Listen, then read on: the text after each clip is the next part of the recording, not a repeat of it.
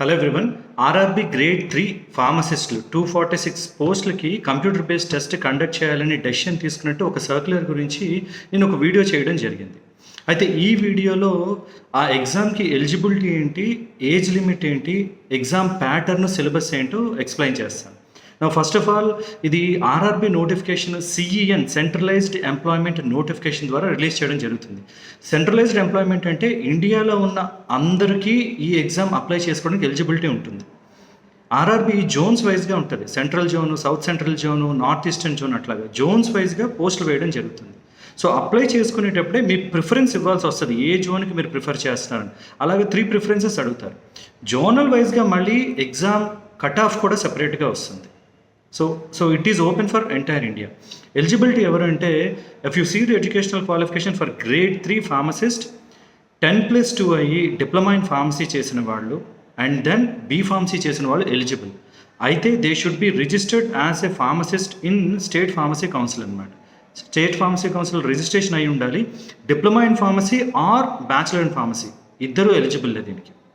The other thing, చాలామంది నన్ను అడుగుతున్నది ఏంటంటే ఫార్మ్ డి వాళ్ళు ఎలిజిబుల్లా కాదా.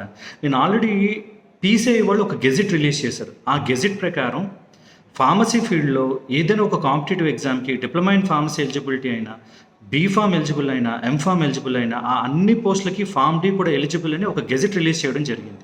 సో ఫార్మ్ డి వాళ్ళకి మళ్ళీ అడగద్దు, you are all eligible for all competitive government post. Okay, now the other thing, so diploma, B Pharm రెండు ఎలిజిబుల్. ఎగ్జామ్ ప్యాటర్న్ చూద్దాం.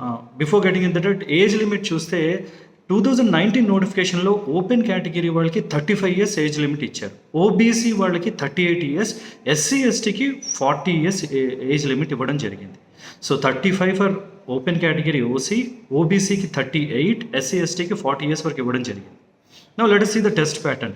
See, test computer based test 90-minute test, 100 questions ఉంటాయి. 90-minute 100 questions. Now every wrong answer carries a negative mark. 1/3 negative mark is there. 1/3 is negative. So 90 minutes 100 questions, 100 marks. Wrong answer 1/3 is negative. అయితే ఈ total పేపర్లో 2 papers ఉంటాయి. Subject proficiency అంటే pharmacy paper ఏమో 70 marks, professional ability అంటారు, it is for 70 marks. ఇంకొక 30 marks ఎలా divide చేశారంటే, general awareness 10 marks, general arithmetic, general intelligence and reasoning 10 marks, general science 10 marks. So 70 is subject, 30 is other than subject. Other than సబ్జెక్ట్స్లో మళ్ళీ 10 మార్క్స్గా divide చేశారు. General science అంటే 10th class వరకు physics, chemistry, life sciences నుండి questions వస్తాయి.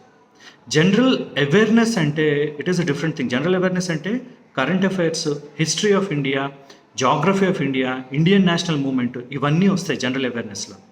అలా కాకుండా జనరల్ ఇంటెలిజెన్స్, రీజనింగ్, అర్థమెటిక్ అంటే it is a combination of quant and verbal.